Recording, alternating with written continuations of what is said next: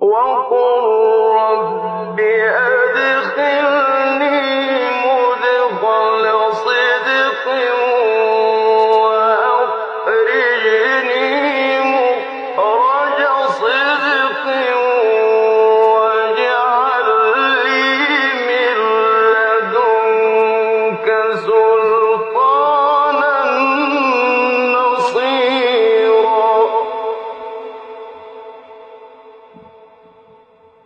بسم الله الرحمن الرحيم والصلاة والسلام على أشرف المرسلين سيدنا محمد الأمين وعلى آله وصحبه أجمعين. اللهم اجمعنا عليك ولا تكلنا إلا إليك.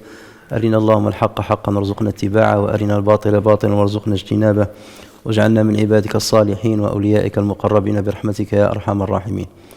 Donc nous allons continuer le commentaire de Surat al-Mutaffifin et nous sommes parvenus au 7e verset dans lequel Allah Azza wa Jal dit Kalla inna kitab al-fujjari la fi sijjin.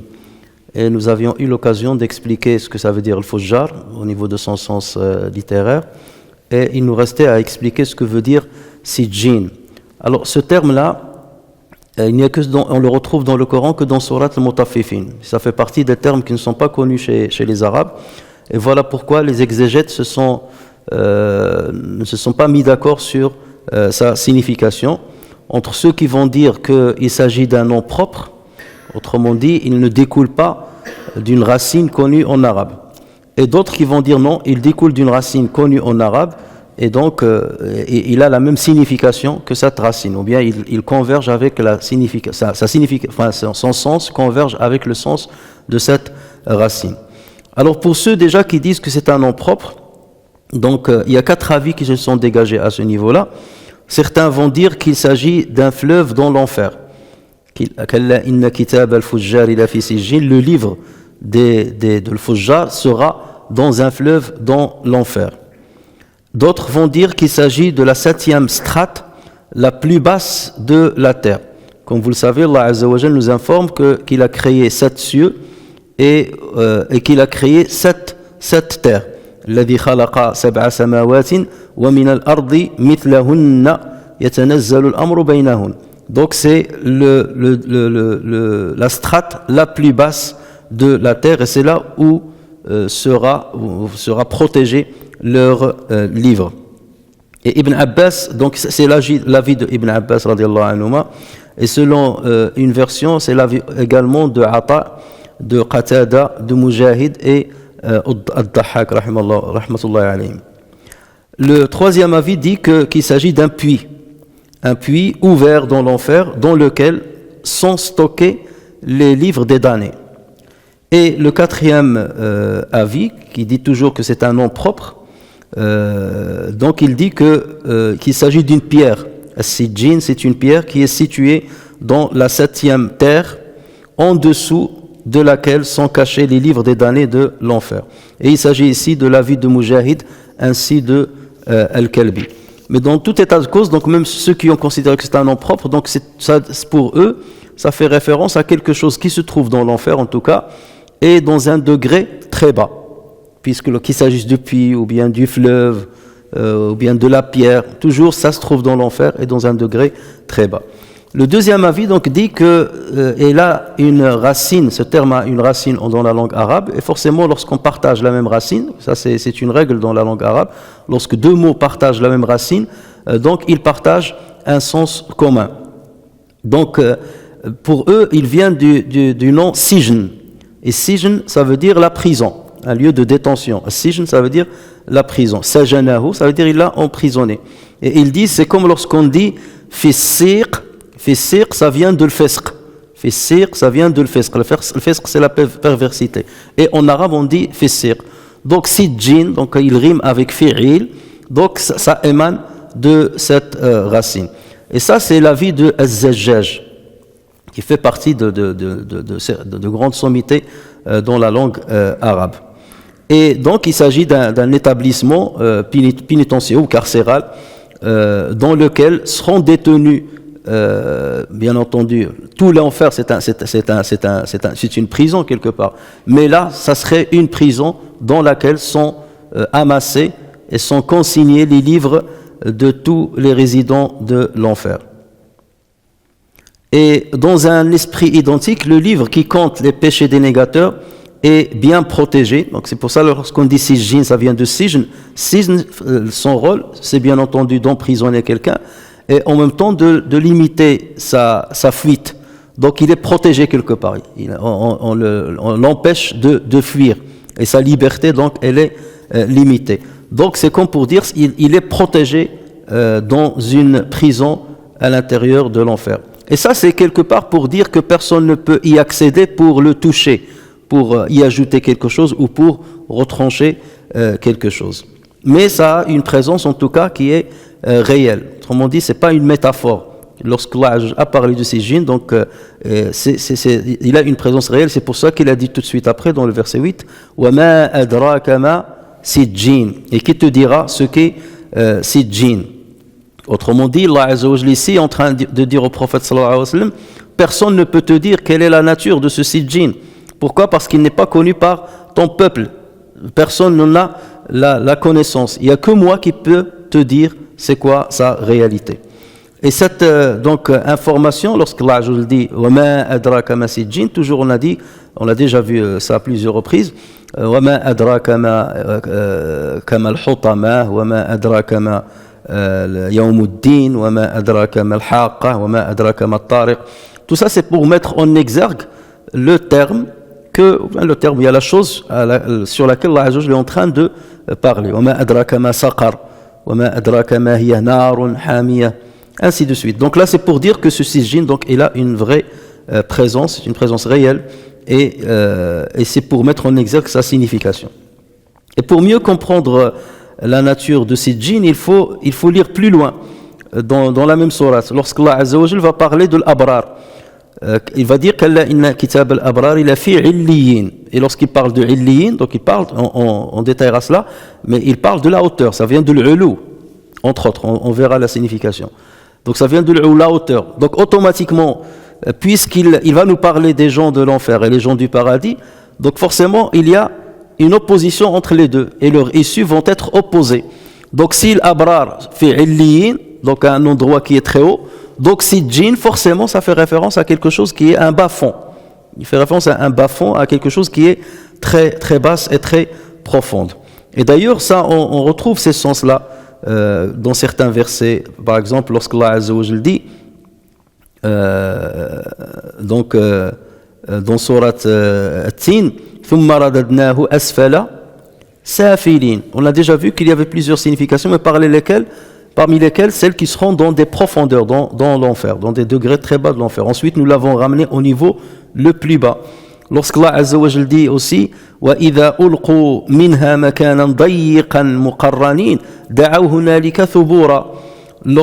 Quand on les y aura jetés, c'est-à-dire on les aura jetés dans l'enfer, quand on les y aura jetés dans un étroit réduit, les mains liées derrière le cou, ils souhaiteront alors leur destruction complète.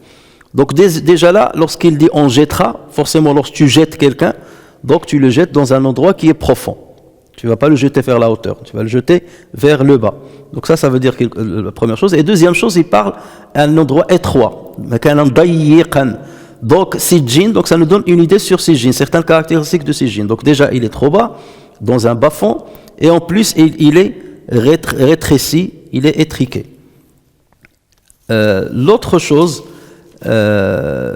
c'est que le mot sijn, sijjin, donc comme on a dit, il vient de sijn pour certains, véhicule un sens donc du rétrécissement, puisque lorsqu'on dit on va le mettre dans une cellule, lorsqu'on rentre quelqu'un dans la prison, on ne dit pas on va le mettre dans un salon. Lorsque tu dis salon, ça fait toujours référence à quelque chose de large. Mais lorsque tu dis dans une cellule, ça fait toujours une référence à quelque chose de rétréci. C'est pour cela qu'on parle de l'khaliya, de la cellule, même au niveau de l'organe. L'organe est composé de plusieurs cellules, donc on va en rétrécissant quelque part. Donc le simple fait de dire sijjin fait référence à cet rétrécissement. Et en réalité, parler de lieu de sijjin, où se trouvent les livres des condamnés, revient aussi à dire c'est l'endroit aussi où se retrouveront les condamnés. Donc leurs livres et eux-mêmes. Et donc bien entendu, c'est dans l'enfer. Et certains vont dire que Sijjin c'est quelque chose qui sortira de l'enfer, enfin qui est dans l'enfer, mais qui est spécifique, qui a été créé spécifiquement pour retenir leurs livres et protéger leurs livres. Et d'autres vont dire Sijjin, c'est un nom qu'on va donner aussi à Jahannam tout court. Mais ça c'est moins probable, puisque lorsque l'Ajl a dit Wama adraka ma Sijjin, c'est pour dire que non, ça a une certaine réalité. Ensuite, il va dire Kitabun marqoum. Kitabun marqoum. Alors, kitab, on a déjà dit que le kitab, ça peut faire référence à un livre, comme ça peut faire référence à l'écriture. À l'écriture elle-même. Et lorsqu'on dit marqoum, ça veut dire que ce livre-là a été déjà écrit et achevé. Donc il n'y a rien à rajouter. Il a déjà été écrit et achevé et rien ne peut y être ajouté ni retranché. Mais marqoum au niveau littéraire, ça vient du mot ar-raqm. Ar-raqm, alors nous aujourd'hui, ar-raqm, lorsqu'on dit ar-raqm, ça fait référence à quoi? Aux chiffres. Ar-raqm, c'est les chiffres, ce sont les chiffres. Mais ça, autrefois, c'était pas vraiment ça la signification, ça se rapproche un petit peu. Ar-raqm, ça fait référence à l'écriture, al-kitaba. Ar-raqm, ça fait référence à al-kitaba. Lorsque Allah Azza wa Jalla, par exemple, dit, en parlant des gens de la grotte, ashab al-kafi wa am hasibta anna ashab al-kafi wa ar-raqim. Et ar-raqim, selon certains savants, ça fait référence à une plaque, la plaque tombale, qu'elle soit en pierre, sur laquelle on a écrit des informations sur les gens qui étaient dans cette grotte, ou sur leur histoire. Parce que lorsqu'ils les ont découverts, et après ils sont morts une autre fois, donc ils ont fermé cette grotte, et ils ont mis une plaque pour signaler qu'ici se trouvent les 7 dormeurs, et voici leur nom, et voici leur histoire. Donc c'est cela ce que veut dire Raqim selon certaines interprétations. Donc ça fait référence à l'écriture. Et d'ailleurs, donc ça fait partie de l'écriture, mais chez d'autres Arabes, notamment ceux de Himyar qui se trouvent au Yémen, Ar-Raqm est un équivalent de l'Khatm. Ar-Raqm, ça veut dire le cachet, ça veut dire Al-Khatm. Donc on a 2 significations chez les Arabes. Ar-Raqm, ça veut dire l'écriture, et Ar-Raqm, ça veut dire le cachet. Mais ces deux significations se valent ici dans ce terme-là. Et peut-être c'est pour cela que Allah Azza wa Jal a dit Marqoum. C'est pour dire que il est écrit, ce livre-là, il est écrit, il est rempli de l'écriture, il consigne tout ce qu'ils ont dit, tout ce qu'ils ont fait, et en même temps, il est cacheté. Lorsqu'on dit qu'il est cacheté, ça veut dire qu'il n'y a rien à rajouter. Pourquoi on met le cachet sur un cercueil? C'est pour dire que vous ne pouvez plus l'ouvrir, ou un cachet sur un endroit où il y a eu une scène de crime ou quelque chose comme ça, on met le cachet. Donc c'est pour dire qu'on n'a plus le droit de le toucher. Donc c'est un livre qui est écrit, l'écriture est finie, complète, et en plus il est caché de sorte que personne ne peut le toucher. Et ceci, bien entendu, nous renvoie vers d'autres versets dans lesquels Allah Azza wa Jalla nous montre qu'il nous a assigné des anges qui écrivent tout ce que nous disons. Ma yalfidhu min qawlin illa ladayhi raqibun atid. Allah Azza wa Jalla dit aussi wa inna alaykum la hafidhin kiraman katibin. Donc alors que veillent sur vous des gardiens, de nobles scribes katibin. Donc c'est eux qui consignent tout cela. Donc ce livre-là, c'est le livre qui a été écrit par les anges scribes. Qatada dit leur livre a été cacheté dans le sens où on y a écrit cela mérite l'enfer. Et ça, c'est comme si c'était le jugement final. Dans leur livre, le cachet, c'est quoi le cachet? Adou, c'est pour l'enfer. Et les autres, le cachet, Adou, c'est pour le paradis.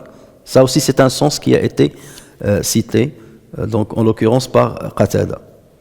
Ensuite, on passe au verset 10 et 11. Waylul lil mukaththibin alladhina yukaththibuna biyawmi din. Malheur ce jour-là aux négateurs qui démentent le jour de la rétribution. Alors ce verset, le verset 10, est en rapport avec le verset 5, puisque dans le verset 5, Allah Azza wa Jal a dit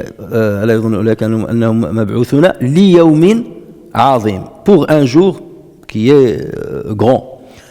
Et donc, l'Yawm al-Azim, c'est à ce jour-là que fait référence ce verset. Wailun yawma idin. Malheur ce jour-là. Wal Yawm al-Azim.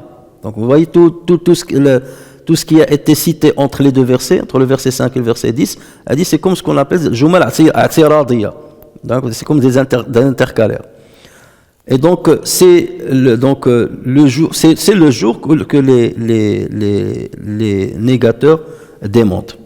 Et Dieu donc informe que l'issue de ceux qui ne croient pas à l'arrivée de ce jour, en conséquence de qui ils se sont permis de frauder, parce qu'il ne faut pas oublier que tout cela c'est à cause de tout ça, on parle de la fraude qui a été citée au début de cette sourate.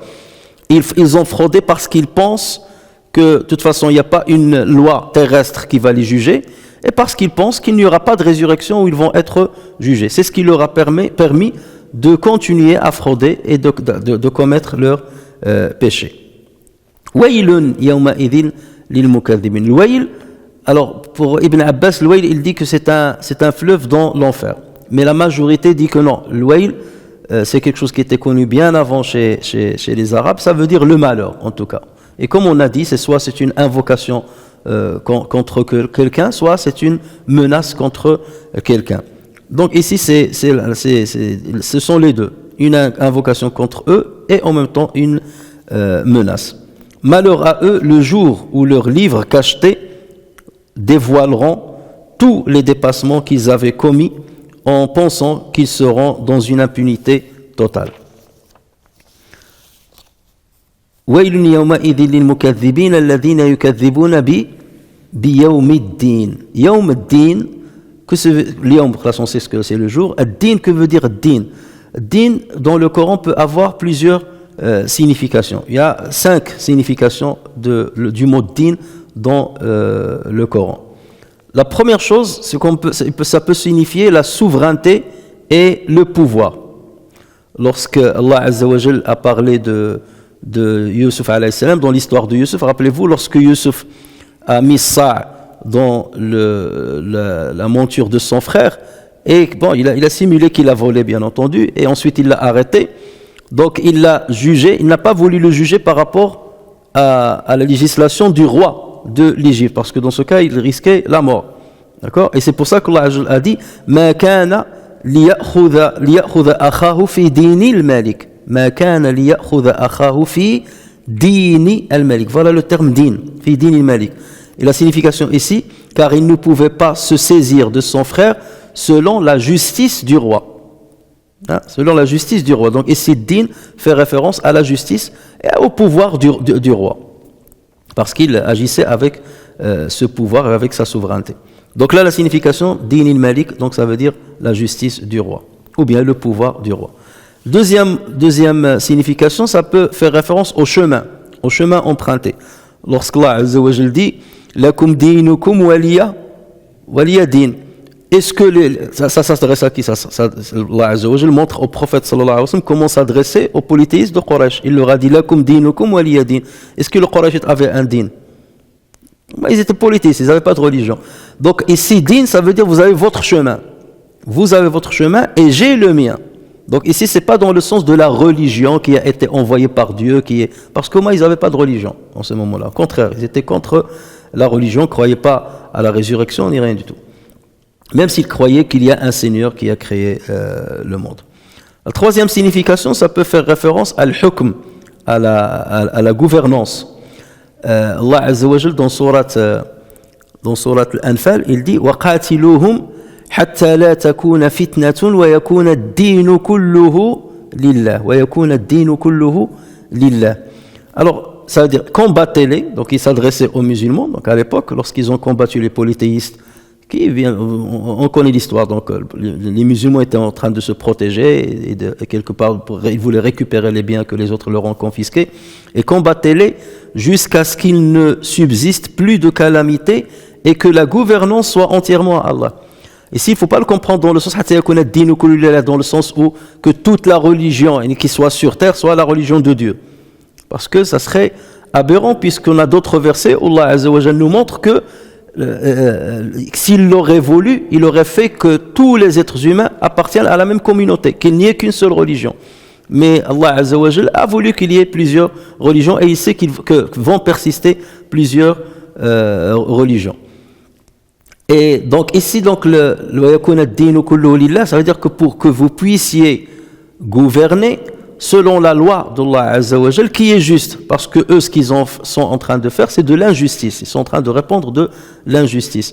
Donc vous, si vous triomphez d'eux, vous allez gérer avec justice, puisque vous allez gérer avec la loi de Allah Tabaraka wa Ta'ala. Donc voilà ici, وَيَكُونَ الدِّينُ كُلُّهُ لِلَّهِ. Donc ça ne fait pas référence forcément à la religion. Quatrième signification du mot ad-din, c'est la législation, sharia. Et ici, on le trouve par exemple lorsque Allah dans Surat Shura, lorsqu'il dit shara'a lakum min ad-din ma wassa bihi Nuhan walladhi awhayna ilayk. Il vous a légiféré en matière, alors la traduction que vous avez trouvée, en matière de religion, ce qu'il avait enjoint à Noé et ce que nous t'avons révélé. Mais par rapport à quoi? Par rapport ici, c'est la législation, une partie de la religion. La législation n'est qu'une partie de la religion. Donc ici, ça fait spécifiquement référence à la législation religieuse. Et enfin, ad-din, ça veut dire la rétribution, al-jaza. Et ça, comme par exemple dans Surat al-Fatiha, Maliki ou Maliki Yawmiddin, le souverain du jour de la rétribution. Et là, ça ne peut pas supporter la religion, le souverain de la religion, parce qu'il parle de l'au-delà, bien entendu. Et donc, le verset qui nous intéresse ici, donc ici, ça fait référence à ce cinquième sens. Ça veut dire qui ne croit pas, qui démonte le jour de la rétribution. Ibn Abbas dit ceci, il dit Yawmuddin représente le jour de la rétribution des créatures. Il s'agit du jour où la résurrection, il s'agit du jour de la résurrection où Dieu juge ses serviteurs selon leurs œuvres. In khayran fa khayr wa in sharran fa shar. Si c'était un bien, ce sera un bien, et si c'était un mal, ce sera un mal, sauf pour ceux à qui Dieu pardonnera, car le commandement est le sien. Le commandement est le sien. C'est pour ça que dans le Fatiha, on dit Maliki Yawmiddin. C'est lui le souverain. Donc s'il veut pardonner, il pardonne. S'il veut appliquer son châtiment, il l'appliquera. Et ensuite, il dit, donc toujours c'est Ibn Abbas qui parle, ensuite il dit Ala lahul khalqu wal amr. Ala lahul khalqu wal amr. Donc il fait référence à un verset coranique dans lequel Allah Azza wa Jalla dit la création et le commandement appartiennent à lui. Il crée et il commande comme il le veut. Ensuite, on passe au verset 12. Or, وَمَا يُكَذِّبُ بِهِ إِلَّا كُلُّ مُعْتَدٍ أَثِيمٍ. Or, ne le dément, c'est-à-dire ne dément le jour de rétribution, que tout transgresseur pécheur. Que tout transgresseur pécheur. En fait, lorsqu'on est à l'écoute de sa passion, et qu'on cherche à la satisfaire à tout prix, il y a des passions qu'on peut satisfaire dans un cadre religieux. Et il y a des passions, lorsqu'on continue de les satisfaire, arrive un certain moment, on dépasse le cadre appliqué par la religion, et forcément, dès qu'on dépasse ces limites-là, on va commettre du tort à soi-même, ou commettre du tort dans la société dans laquelle on évolue. Et forcément, lorsqu'on dépasse toutes les limites, arrive un moment où on ne veut pas être jugé. On ne veut pas être jugé. Donc soit on dit il faut que la loi terrestre change pour qu'on ne me considère plus comme quelqu'un qui a commis de l'injustice ou quelqu'un qui a dépassé les limites. Et d'ailleurs c'est vers ce sens-là que vont les sociétés actuelles.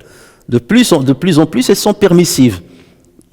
En comparant la situation actuelle dans tous les pays d'ailleurs, dans le monde entier, à une situation d'autrefois, on va voir qu'il y a beaucoup de choses qui sont devenues aujourd'hui normales, permises et ainsi de suite, qu'on ne pouvait pas accepter autrefois. Comme par exemple l'adultère. Aujourd'hui, l'adultère n'est plus incriminé. Quelqu'un qui fait de l'adultère, c'est pas considéré comme un crime. Et pourtant, c'est le droit du conjoint, qu'il s'agisse d'un homme ou d'une femme, bien entendu, c'est le droit du conjoint. Aujourd'hui, on ne le voit pas d'un mauvais œil, forcément. Et d'une manière générale, qui est-ce qui éloigne les gens de la foi? Ce sont deux choses, shahawat ou shubuhat. Ce sont shahawat, donc les plaisirs ou les désirs, et shubuhat, ce sont les préjugés. Les préjugés ont un rapport par rapport à la raison, Donc ça, je doute de ça, ou j'ai pas compris ça, donc ça c'est shubha. Et shahwa, ça a un rapport avec la passion. Et donc l'assouvissement des désirs sans limite et sans cadrage, qui prend en compte de manière impartiale leurs conséquences, parce que le cadrage doit être posé par quelqu'un qui est impartial. Mais lorsque c'est l'être humain, bien entendu, qui met le cadre, alors que cet être humain lui-même, il peut être défaillant, et il n'est pas forcément impartial, donc c'est pour cela qu'il va autoriser ce qui logiquement devait être interdit. Et on voit aujourd'hui dans nos sociétés, ce sont ceux-là même qui décrètent les lois, c'est-à-dire ils ne les respectent pas. Combien on a vu de ministres condamnés, de présidents même condamnés, et ainsi de suite. Et pourtant, ce sont eux qui mettaient les lois et qui décrétaient les lois. Et pourquoi? Parce qu'il y a la faiblesse humaine, forcément. Et donc, lorsqu'on est faible en tant qu'être humain et qu'on tombe dans des exactions, on veut qu'on ne soit pas jugé par la loi terrestre. Et a fortiori, donc on dit, j'aimerais pas savoir qu'il y a une loi dans l'au-delà. Et nous savons très bien que sur Terre, avec la loi terrestre, on arrive toujours à trouver le moyen de contourner la loi, et surtout lorsqu'on n'est pas surveillé, ou on estime qu'on peut échapper à la loi, donc dans ce cas, on n'a aucun scrupule à enfreindre les lois. Par contre, lorsqu'on a une peur et une crainte de l'au-delà, et qu'on sait qu'on est surveillé par Allah tabaraka wa ta'ala, et qu'on sait qu'on doit rendre compte devant Allah azza wa jalla de ce qu'on a fait, combien même il n'y a pas avec nous un policier, ou il n'y a pas avec nous quelqu'un qui nous surveille parmi les êtres humains qui va nous condamner, et combien même on peut estimer pouvoir échapper à la loi terrestre, on a peur de la loi de l'au-delà. Et c'est pour cela que théoriquement, lorsque l'islam met des règles ou bien met en place des punitions, ces punitions-là s'appliquent contre qui? S'appliquent contre ceux qui ont une foi faible. Qui ont une foi faible. Lorsque le prophète sallallahu alayhi wa sallam dit « La yazni zani hina yazni wa huwa mu'min » celui qui commet l'adultère ne commet pas l'adultère. Au moment où il commet l'adultère, il ne peut pas avoir la foi. Ça veut dire que c'est la faiblesse de la foi qui l'a poussé à commettre l'exaction. Et donc si normalement on travaille la foi des gens, donc eux-mêmes ils vont mettre les limites. Et ce sont que les brebis galeuses contre qui, bien entendu, les sanctions vont tomber. Aujourd'hui, la loi humaine, la loi terrestre, vous voyez bien que toutes les prisons dans le monde entier sont surpeuplées. Et on construit les prisons, on dit ça suffit pas, ils sont surpeuplés, et on n'arrive pas, et la récidive, elle est en pleine augmentation, on n'arrive pas encore à dissuader les criminels dans différents domaines de se résigner contre le crime ou de se résigner contre certains dépassements non acceptés par la loi terrestre. Et tout ça parce qu'il n'y a pas justement cette crainte par rapport à l'au-delà. Et le musulman qui craint Allah Azza wa Jalla, lui-même il met ses limites. Voilà, lui-même il met des limites, et parfois il met des limites qui le restreignent beaucoup plus par rapport à ce que la loi terrestre lui donne comme autorisation. Lui-même il dit je vais pas voler, lui-même il va dire je vais pas tricher, lui-même il va dire je vais pas commettre l'adultère, lui-même. Mais bien entendu, celui qui tombe dans les exactions et qui tombe dans l'injustice, il espère qu'il n'y ait pas dans l'au-delà, et à partir de là il veut même pas faire travailler son esprit pour être convaincu qu'il y a un au-delà. C'est la passion, ce sont les péchés qui le poussent à refuser l'idée qu'il y a un au-delà. Et c'est pour cela qu'il va assimiler les préjugés et accepter les préjugés et les présenter comme prétexte pour ne pas croire à cet au-delà. وَمَا يُكَذِّبُ بِهِ إِلَّا كُلُّ مُعْتَدٍ, c'est le transgresseur qui tombe dans ce cas-là, mu'tadin athim, qui est pécheur. C'est eux qui ne veulent pas reconnaître justement ce retour à Allah Azza wa Jalla. إِذَا تُتْلَى عَلَيْهِ آيَاتُنَا قَالَ أَسَاطِيرُ الْأَوَّلِينَ. Qui est cette personne-là qui, lorsque nos versets lui sont récités, dit ce sont des contes d'anciens. Des contes d'anciens, ça veut dire, oui, on a entendu ça, mais c'est les anciens qui écrivaient ça, ou bien des contes mensongers, qui n'ont aucune vérité. Alors certains savants disent que ce verset en particulier concerne une personne en particulier, que ce n'est pas un verset général. Et donc selon certains, selon la majorité, c'est Al-Walid ibn al-Mughira, qu'on a déjà, je pense, cité par ailleurs. Et d'autres parlent de Nadr ibn al-Harith. Mais Al-Walid ibn al-Mughira, notamment, on l'a vu, je crois, dans Surat... non, on l'a pas encore vu. Dans Surat Al-Qalam. On le verra dans Surat Al-Qalam.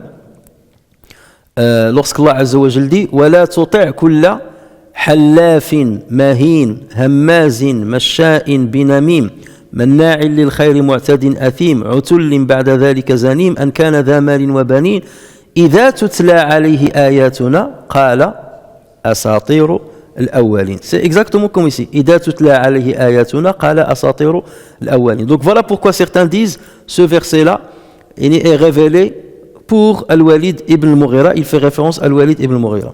Et n'obéit à aucun grand jureur méprisable, grand diffamateur, grand colporteur de médisance, grand empêcheur de bien, transgresseur, grand pécheur, au cœur dur et en plus de cela, bâtard. Et d'ailleurs, le Walid ibn al-Mughira, lorsqu'il a entendu ces versets-là, il est allé faire son enquête. Et il a justement découvert qu'il était bâtard, alors qu'il ne le savait pas. Le Coran a dévoilé un secret familial qui était bien gardé. Donc, grand pécheur, au cœur dur et en plus de cela bâtard, même s'il est doté de richesses et de nombreux enfants. Quand nos versets lui sont récités, il dit des contes d'anciens, ça veut dire que c'est des contes, il y a les anciens, nous le marquerons sur le museau, le marquerons sur le nez, et justement, lors de la bataille de Badr, il a été d'abord touché sur le nez, avant de périr. Toutefois, bien entendu, même si on dit nous, on doit tirer leçon de la généralité du propos, et non de l'exclusivité de la circonstance.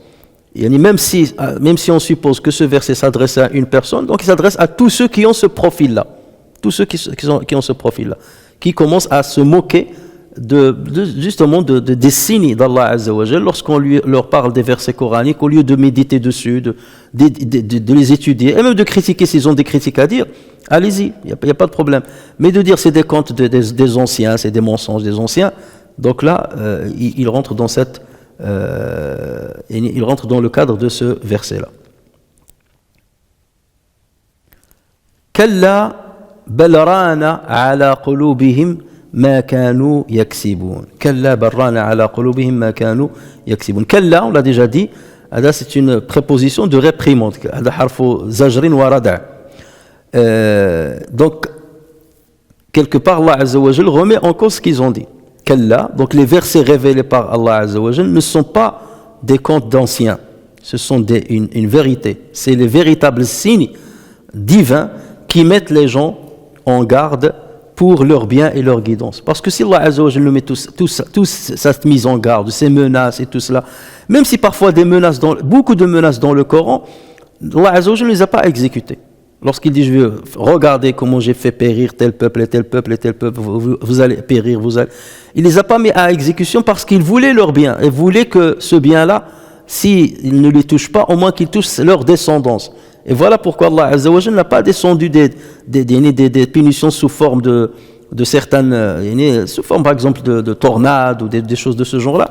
C'était bien entendu l'affrontement avec les musulmans qui a fait que ces derniers ont triomphé de ces ennemis-là et qu'ils les ont dominés pour que leur injustice ne règne pas sur terre.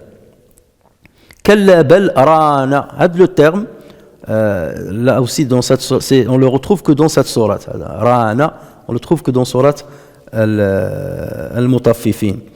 Les Arabes disent Rana nu'asu ala fulan. Al-nu'as, le sommeil.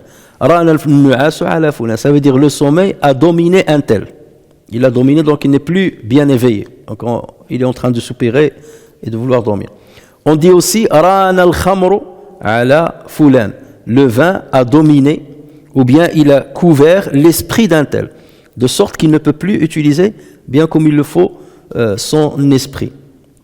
Et on dit aussi Rina ar-rajulu. Rina ar-rajulu. C'est lorsque quelqu'un est tombé dans une situation embarrassante de laquelle il ne peut pas s'extirper, il ne peut pas s'en sortir. Comme quelqu'un, par exemple, qui est surendetté et il n'arrive plus à rembourser ses dettes. Donc on dit Rin ar-rajul. Rin, ça veut dire qu'il est comblé de problèmes et il ne peut pas s'en sortir. Il est sous le poids des problèmes. Les Arabes aussi parlent de Rayn. Et Rayn, ça fait référence à la rouille qui se trouve au-dessus du fer, à la rouille. Donc vous voyez que tout ça, tous ces termes-là tournent autour de quelque chose qui couvre. D'accord ? La rouille, elle couvre, le vin, il couvre la raison, le sommeil, il couvre la vigilance ou l'attention, et ainsi de suite.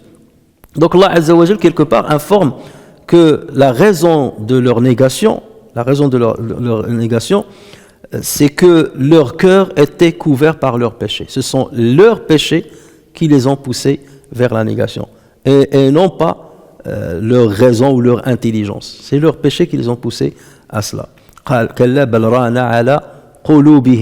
Et le qalb ici, le qulub c'est le pluriel de le qalb, et le qalb ça peut faire référence en arabe au cœur, donc à ce muscle-là, ou bien le qalb ça peut faire référence aussi à la raison.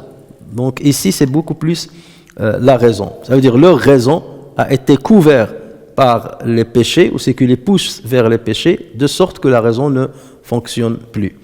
Et dans un hadith, le prophète sallallahu alayhi wa sallam reprend cette métaphore, dans un hadith rapporté par Tirmidhi et le Hakim. Il a été authentifié par le Hakim et ainsi par l'imam Dhahabi. Puisque comme je vous avais dit, le Hakim, parfois, il a écrit le Mustadrak.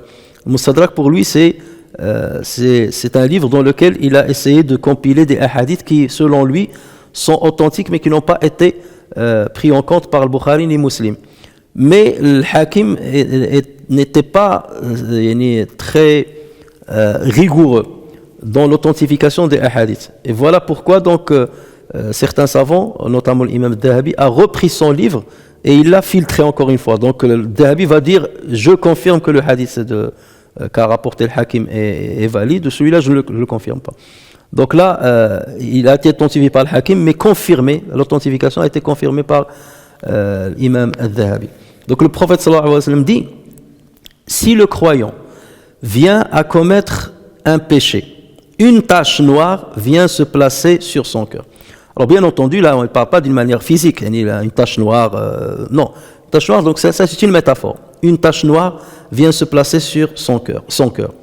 S'il se repent, cesse de désobéir, donc il se repent, il cesse de désobéir et implore le pardon d'Allah Azza wa Jal, la tache disparaît de son cœur. Donc c'est pareil que le sayyi'a s'efface et la tache aussi s'efface. Et s'il persiste dans son péché, elle augmente de volume. Donc la tache devient encore plus grande. Elle augmente de volume jusqu'à ce qu'elle couvre totalement son cœur. Et c'est ceci qui couvre le cœur, comme Allah, exalté soit-il, l'a mentionné dans son livre. Et le prophète sallallahu alayhi wa sallam a cité donc le prophète sallallahu alayhi wa sallam a repris ce verset-là et il l'a expliqué avec ces mots. Il a dit فَذَلِكَ الرَّانُّ الَّذِي ذَكَرَهُ اللَّهُ فِي كِتَابِهِ. Alors Allah Azza wa Jal a dit donc كَلَّا بَلْ رَانَ عَلَى قُلُوبِهِمْ مَا كَانُوا يَكْسِبُونَ. Il n'a pas dit مَا كَسَبُوا يَكْسِبُونَ. Donc il a utilisé le verbe kasaba au présent. مَا كَانُوا يَكْسِبُونَ. Et toujours, dans la majorité des circonstances, lorsqu'on utilise le présent alors qu'on aurait pu utiliser le passé, ça implique la continuité de la chose, de ce verbe-là, la répétition de ce verbe-là et la répétition de cette opération. Ça veut dire qu'il continue de tomber dans le péché, et il continue d'insister dans l'accomplissement des péchés. Et surtout les grands péchés qui vont noircir justement le cœur. Mais ce n'est pas pour autant qu'il faut sous-estimer les petits péchés. Les petits péchés aussi peuvent se transformer en grands. La saghirata ma'al israr, wa la kabirata ma'al istighfar. Il n'y a pas de petits péchés avec l'insistance, il n'y a pas de grands péchés avec la repentance. Abu Mu'adh al-Nahwi, c'est un savant qui est une référence dans la langue arabe, le Bahili, il est mort en l'an 211 de l'Hégire. Donc lui, il dit Ar-Rayn, lui, il parle de 3 degrés de la noirceur du cœur, ou bien 3 degrés de la maladie, on va dire, du cœur. Il parle d'abord de Rayn. Il dit c'est lorsque le cœur noirci par les péchés, lorsqu'il noircit par les péchés. Ensuite, il parle de taba'. Taba', c'est le scellement. C'est le scellement. Taba' Allahu. Donc, ulaika alladhina taba' Allahu ala qulubihim wattaba'u shahawat. Donc là, c'est le scellement, et là, c'est un degré supérieur. Donc, au départ, c'est ar-rayn, c'est seulement comme un dépôt. Les péchés, c'est comme un dépôt qui commence à se poser sur le cœur. At-taba', là, c'est le scellement. Donc là, on est à un degré, le cœur, il est encore plus endurci. Ensuite, on passe à l'aqfal, les cadenas. Al-aqfal. Et Allah Azza wa Jal dit à ce propos أَفَلَا يَتَدَبَّرُونَ الْقُرْآنَ أَمْ عَلَى قُلُوبٍ أَقْفَالُهَا. Pourquoi ne méditent-ils pas le Coran, ou leurs cœurs sont-ils cadenassés? Donc lorsque le cœur est cadenassé, là c'est perdu. Lorsqu'on arrive à ce degré où le cœur est cadenassé, là on tombe complètement dans la mécréance. Mais lorsqu'on a rein, on est encore croyant. On a encore la chance de nettoyer le cœur. Pareil, taba', lorsque taba' vient d'Allah Azza wa Jal, et que tu te repens, là je peux encore effacer les péchés et te faire revenir à la raison. Mais lorsque tu arrives à l'aqfal, et c'est ça ce qu'ont dit certains communicants, ils disent qalu qulubuna ghulf, nos cœurs sont enveloppés. Donc c'est comme cadenassé. Qulubuna ghulf. Bal taba' Allahu ala qulubihim. Donc non, Allah Azza wa Jal a scellé leur cœur. Pourquoi? Parce que ils ont insisté à commettre les péchés et à se détourner des instructions de leurs prophètes, voire même les tuer. Il est donc important que le croyant ne sous-estime pas les conséquences que peuvent avoir les péchés dans son cœur, combien même ces péchés sont petits. Et le prophète sallallahu alayhi wa sallam d'ailleurs dit à ce propos: Iyyakum wa muhaqqarati dhunub. Iyyakum wa muhaqqarati dhunub kamathali qawmin نزلوا بطن واد فجاء ذا بعود وجاء ذا بعود حتى حملوا ما أنضجوا به خبزهم وإن محقرات الذنوب متى يؤخذ بها صاحبها تهلكه. Donc le prophète sallallahu alayhi wa sallam dit: méfiez-vous des petits péchés. L'exemple des petits péchés est comme l'exemple d'un groupe de personnes qui ont fait halte dans une vallée. Un tel a apporté une brindille. Et la brindille, est-ce qu'il peut leur permettre de cuire le pain? Non. Il a apporté une brindille, et un tel a apporté une autre, jusqu'à amasser ce qui leur permet de cuire leur pain. Ça veut dire, à force de ramener une brindille avec une brindille, là tu peux brûler tout. Et c'est pareil, à force de rajouter petit péché sur petit péché, tu peux brûler ta foi. Voilà, et dévaster ta foi. Et ensuite, le prophète sallallahu alayhi wa sallam a dit: celui donc qui persévère sur les petits péchés risque de se mener à sa propre perte. Et le hadith, il est sahih, il est rapporté par l'imam Ahmed. Alors, la majorité des lecteurs lisent Kalla barrana ala qulubihim. Kalla barrana ala qulubihim. Donc, il y a une fusion complète. Kalla bal Arana, vous avez l'âme avec soukoun suivi de ra. Kalla barrana ala qulubihim.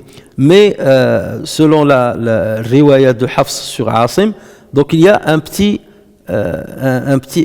silence. C'est pas un arrêt. Faites attention. Ça c'est un petit silence, on appelle sakta. Kalla bal arana ala qulubihim. Quelle est la différence entre sakta ou le waqf? Le waqf, tu t'arrêtes et tu respires. Parce que parfois, certains lisent, ils s'arrêtent à la fin du verset et ils ne respirent pas, ils continuent. Ça, c'est faux. C'est une erreur. Lorsque tu t'arrêtes à la fin d'un verset, ou un waqf, tu respires, tu reprends ta respiration et tu continues. En revanche, lorsqu'on parle de sakta, tu t'arrêtes, mais tu ne respires pas. Kalla bal rana ala qulubihim. Donc, j'ai pas respiré. Alors que si je fais le waqf, ça veut dire kalla bal rana ala qulubihim. Ça, c'est une erreur. D'accord? Donc, selon la riwaya de Hafs, donc il y a un petit arrêt ici. Mais selon tous les autres lecteurs, il n'y a pas d'arrêt. Donc, eux, ils continuent la lecture. Donc, ça, c'est seulement pour le qira'a. Alors, donc, Kalla barrana ala qulubihim ma kanu yaksibun, Kalla innahum an rabbihim yawma idhin la mahjubun. qu'ils prennent garde. Donc Kalla, on peut comme je vous ai dit, Kalla, on peut la traduire par mais, ou bien qu'ils prennent garde. Donc, parce que c'est ça le sens. Qu'ils prennent garde. En vérité, ce jour-là, un voile les empêchera de voir leur Seigneur. Innahum an rabbihim yawma'idhin la mahjouboun. Alors, dans plusieurs endroits du Coran, Allah Azza wa Jal, il cite certains négateurs qui, par ironie, disent nous on ne croit pas à l'au-delà, mais si on sera ressuscité, de toute manière nous sommes rassurés que Dieu va nous donner des biens, que Dieu va nous donner des biens matériels, il va nous donner des enfants, et c'est en guise de moquerie. On trouve des passages qui vont dans ce sens-là. Par exemple, on trouve dans Surat Maryam أفرأيت الذي كفر بآياتنا وقال لأوتين مالا وولدا. Donc as-tu vu celui qui ne croit pas à nos versets et dit on me donnera certes des biens et des enfants. Attala'a ala al-ghayb. Donc est-il au courant de l'inconnaissable? Mais pourquoi il dit cela? Est-il au courant de l'inconnaissable? Am ittakhadha 'inda ar-rahmani 'ahda kalla sanaktubu ma yaqulu wa namuddu lahu madda.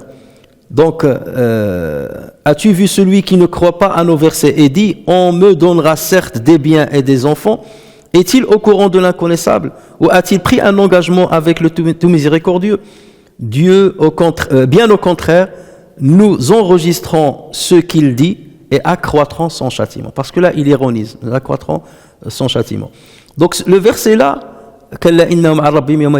quelque part il répond à ce genre à ce profil là, ceux qui se moquent en disant de toute façon même s'il y a la résurrection, Dieu va nous faire du bien ou on ira tous au paradis, de toute façon il va nous ramener au paradis, il n'y a pas de problème. Donc là il leur répond Kalla, donc Kalla innahum an rabbihim yawma idhin la mahjubun, ils seront voilés, ils ne pourront pas voir leur Seigneur. Mais ça sous-entend quoi? Qu'ils ne verront pas leur Seigneur. Ça sous-entend qu'ils ne bénéficieront pas de sa clémence, qu'ils ne bénéficieront pas de son pardon. Et on va parler justement de la vision d'Allah Azza wa Jal dans ce verset-là. On trouve aussi dans Surat Fussilat La yaqulanna hadha li wa ma adhunnu as-sa'ata qa'imah wa la in ruji'tu ila rabbi inna li 'indahu lal husna. Donc et il dit je ne pense pas que l'heure se lèvera un jour et si je suis ramené vers mon Seigneur, je trouverai près de lui la plus belle part. Donc je ne pense pas que je vais y aller et à supposer je trouverai la bonne part. Imaginez jusqu'à quel point ils peuvent aller. Ça, on le trouve dans Surat, et on le trouve encore ça c'est dans Surat Fussilat. Et on le trouve aussi dans Surat Al-Kahf, lorsqu'Allah Azza wa Jalla a parlé des deux hommes dont un avait deux jardins. Donc, lorsqu'il est rentré, دخل جنته وهو ظالم لنفسه قال ما أظن أن تبيد هذه أبدا وما أظن الساعة قائمة ولئن رددت إلى ربي لأجدن خيرا منها منقلبا. Donc il disait, regardez, je ne pense pas que l'heure viendra, et si on me ramène vers mon Seigneur, je trouverai certes meilleur lieu de retour que ce jardin que j'ai ici-bas. Et ça, bien entendu, c'est dans le sens de l'ironie. Et c'est à ce genre de personnes qu'Allah Azza wa Jal donc répond pour dire il y aura un voile entre eux et Allah Azza wa Jal, de sorte qu'ils ne puissent pas le voir. Donc Allah Azza wa Jal rejette ici toute possibilité que ces négateurs puissent voir Allah pour espérer bénéficier de son pardon. L'imam Zajjaj, rahimahullah, dit ce verset est une preuve que les croyants peuvent voir Allah Azza wa Jal le jour de la rétribution. Sinon, il n'y aurait eu aucun intérêt à révéler ce verset. Lorsqu'Allah Azza wa Jal dit innahum an rabbihim yawma idhin la mahjubun, ça sous-entend quoi? Ça sous-entend que les autres peuvent voir Allah tabaraka wa ta'ala. Et d'ailleurs, on a posé cette question à l'imam Malik sur ce verset-là, et il a dit lamma hajaba a'da'ahu falam yarawhu la budda wa an yatajalla li awliya'ihi fayarawhu. Donc il a dit si Allah a mis un voile devant ses ennemis pour qu'ils ne le voient pas, il est certain qu'il va se dévoiler à ses élus pour leur permettre de le voir. Puisqu'il y a toujours il y a le contraire. Donc ça c'est une preuve indirecte que Allah Azza wa Jal peut être vu par les croyants le jour de jugement. Et donc ces affirmations, et il y en a d'autres, donc rejettent ce que pense le Mu'tazila. et même ce que pensaient même des savants de Salaf Saleh. Le Mu'tazila, eux, ils disent on ne peut pas voir Allah Azza wa Jalla, ni ici-bas, ni dans l'au-delà. Impossible de le voir, même si on est dans le paradis. Voilà ce que pense donc le Mu'tazila.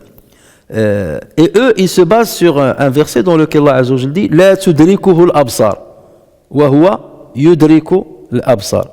Donc les regards ne peuvent l'atteindre, cependant qu'il saisit tous les regards. Alors ceux qui sont contre cet avis, ils leur disent mais non, ce verset-là ne concerne que l'ici-bas. La tudrikul absar, ici-bas. Mais dans le delà, c'est une autre histoire. Pour le Mu'tazila, non, ils disent la tudrikul absar. Donc là, pour eux, la nafiya, nafil mutlaq, c'est la négation ouverte, la négation sans limite, une négation sans limite, qu'il s'agisse d'ici-bas ou de l'au-delà.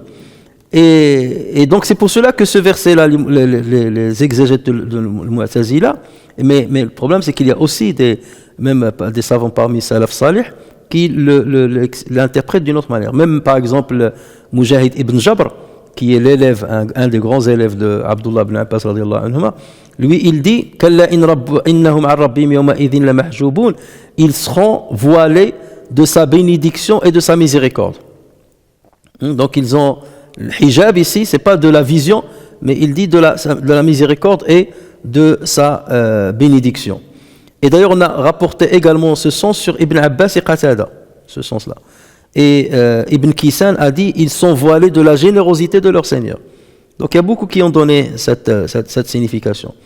Mais en fait, c'est les deux. Ils verront pas Allah tabaraka wa ta'ala et par conséquence, ils ne peuvent pas bénéficier de sa miséricorde et de ça.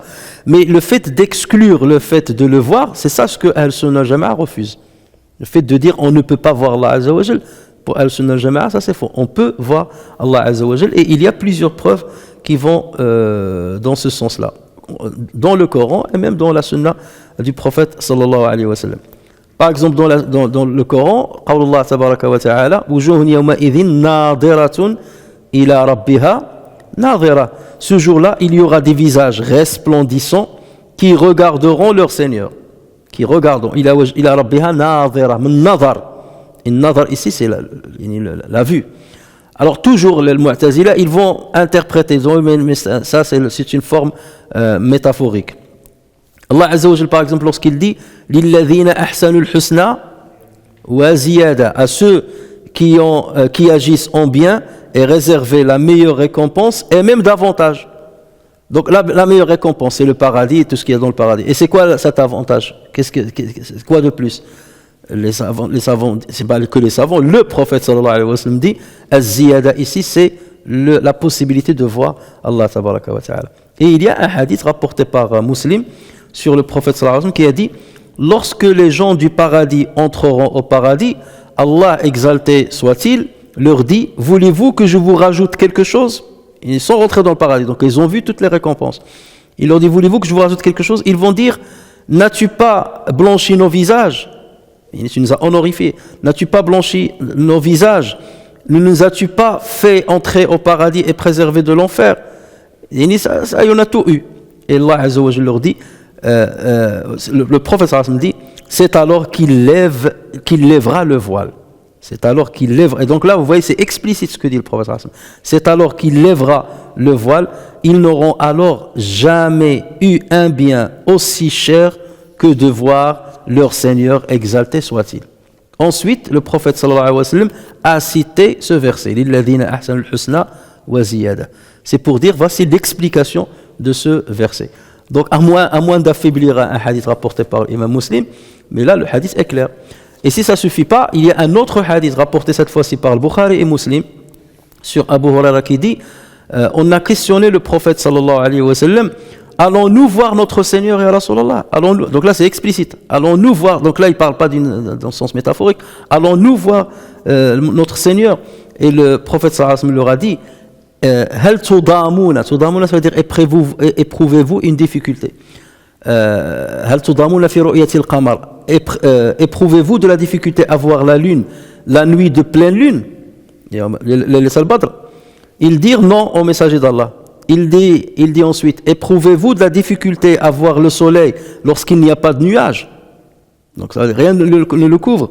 Il dit non, il dit c'est ainsi que vous allez le voir. Et c'est ainsi que vous allez voir Allah Azza wa Jal. Donc là c'est explicite, on ne peut être plus explicite, et le hadith est rapporté par Al-Bukhari encore et Muslim. Et d'ailleurs même en utilisant la raison, Allah Azza wa Jal certes nous a soustrait la capacité de pouvoir le voir, et c'est pour cela que lorsque Moussa alayhi salam a demandé à Allah Azza wa Jal de le voir, Allah Azza wa Jal lui a dit tu ne pourras pas, sous cette forme humaine ici-bas tu ne pourras pas, mais regarde, je vais me dévoiler à la montagne.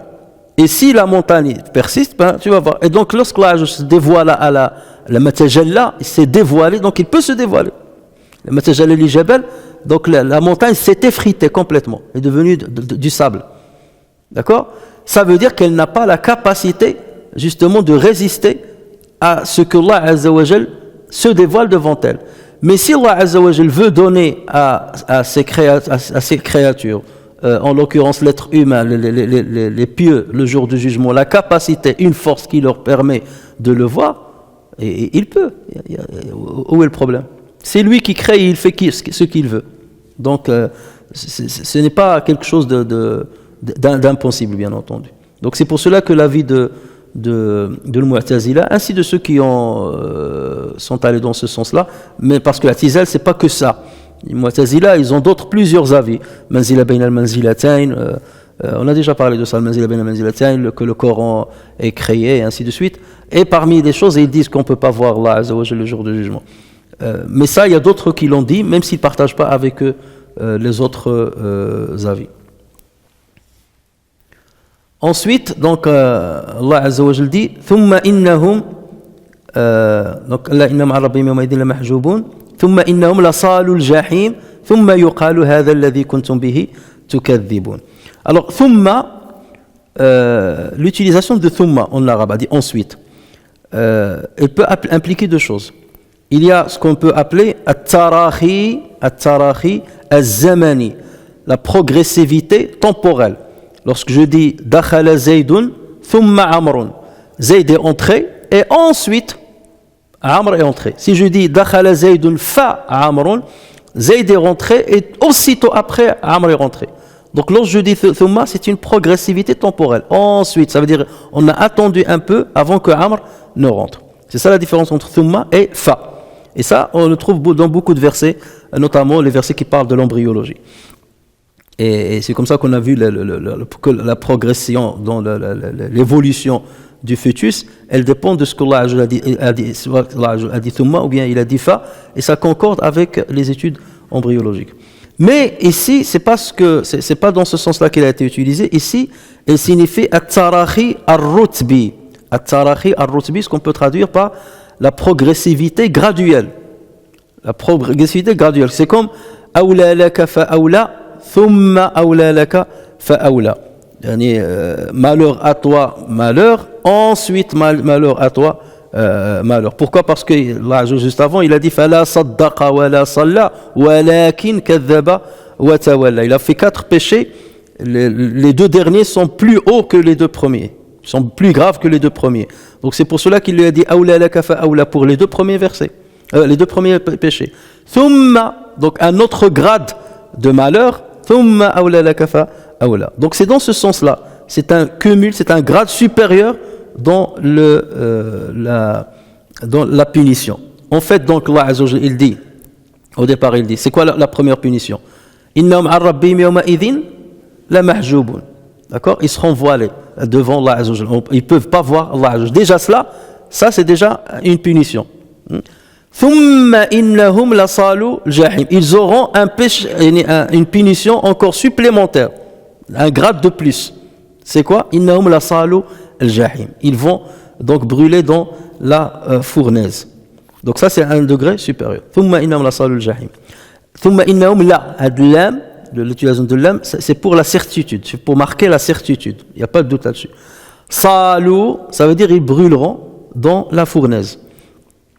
En arabe, lorsqu'on dit sala nara, ça veut dire il a été brûlé par le feu. Lorsqu'on dit istala, c'est pas sala, istala bin nari, ça veut dire il s'est réchauffé par le feu. Il y a une différence entre stala, c'est seulement il s'est réchauffé. Sala, il s'est brûlé. Hein? Et ici, la salu al-jahim, ça veut dire ils brûleront dans la fournaise. Ou le jahim, ça c'est un des noms que Allah Azza wa Jal a donné à An-Nar, à l'enfer. On trouve Sa'ir, on trouve Saqar, on trouve Jahannam, on trouve le Hutama, le Hawiya, ainsi de suite.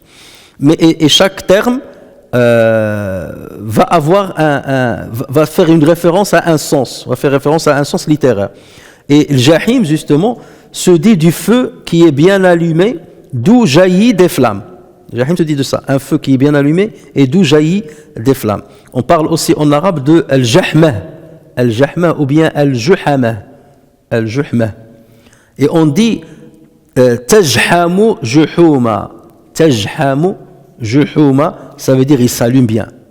Lorsque dit tajhamu juhuma, ça veut dire le feu s'allume bien. Donc c'est de là qu'est découlé le terme al-jahim. On termine ensuite à la fin. Thumma yuqalu. Voilà, c'est une deuxième fois. D'accord, la progressivité graduelle. Thumma yuqalu hadha alladhi kuntum bihi tukadzibun. Donc déjà, ils verront pas Allah Azza wa Jal, première punition. Ensuite, ils vont subir la fournaise. D'accord, ils vont brûler dans la fournaise. Et il y a une troisième punition, c'est réveiller le regret dans leur cœur, hein? En leur disant en une phrase. C'est quoi cette phrase?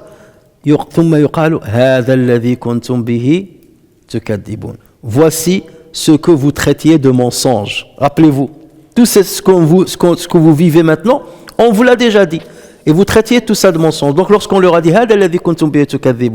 vous imaginez encore le regret. C'est dommage. Donc là, c'est le regret. En plus, ils vont se consumer. Il y a le feu de l'extérieur et le feu de l'intérieur. Le feu du regret de l'intérieur. Et d'ailleurs, ça, on le retrouve souvent dans le Coran, où Allah Azza wa Jal nous fait part de ce qui se dira, ce qui sera dit aux résidents de l'enfer par les anges. Lorsqu'on va les ramener dans l'enfer, les anges, ils leur posent des questions. Alors que les anges, ils connaissent les réponses. Hein? Par exemple, dans Surat Al-Mulk, كلما ألقي فيها فوج سألهم خزنتها ألم يأتكم نذير. Donc à chaque fois qu'on y jettera un groupe, les gardiens de l'enfer vont dire ألم يأتكم نذير, un avertisseur ne vous est pas venu, alors que les anges ils savent pertinemment qu'il y avait un nadir. Donc là vous voyez, on réveille le regret chez eux. Et quelle est votre excuse? Quelle est votre excuse? Allah Azza wa Jal vous a tout donné, Allah Azza wa Jal vous a guidé, Allah Azza wa Jal vous a envoyé des avertisseurs, il a descendu des livres, il a descendu des religions. Alam ya'tikum nadir qalu bala. Donc regardez le hasra, regardez comment ils vont se ranger. Donc qalu bala qad ja'ana nadhirun fakadhabna wa qulna ma nazzala Allahu min shay. Si certes un avertisseur nous est venu, mais on l'a démenti. Kadhabna wa qulna ma nazzala Allahu min shay. Dieu n'a rien descendu. In antum illa fi dalalin kabir. Vous n'êtes que dans un égarement, un grand égarement.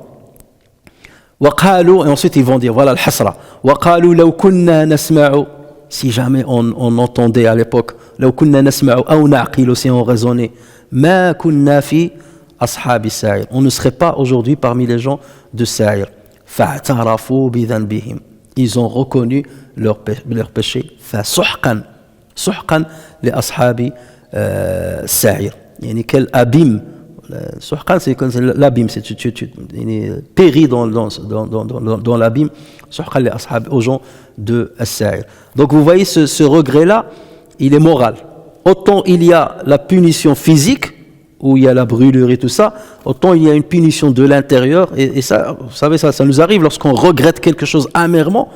Ça vous range de l'intérieur, c'est un autre type de douleur. Donc il n'y a pas que la douleur physique, il y a aussi la douleur morale. نسأل الله عز وجل أن يحفظنا منهما. نسأل الله تبارك وتعالى أن ينفعنا بما سمعنا وأن يعلمنا ما ينفعنا وينفعنا بما علمنا إنه على ذلك قدير بالإجابة جدير. سبحانك اللهم وبحمدك نشهد أن لا إله إلا أنت نستغفرك ونتوب إليك. عملنا سوءا وظلمنا أنفسنا فاغفر لنا فإنه لا يغفر الذنوب إلا أنت. سبحان ربك رب العزة عما يصفون وسلام على المرسلين والحمد لله رب العالمين.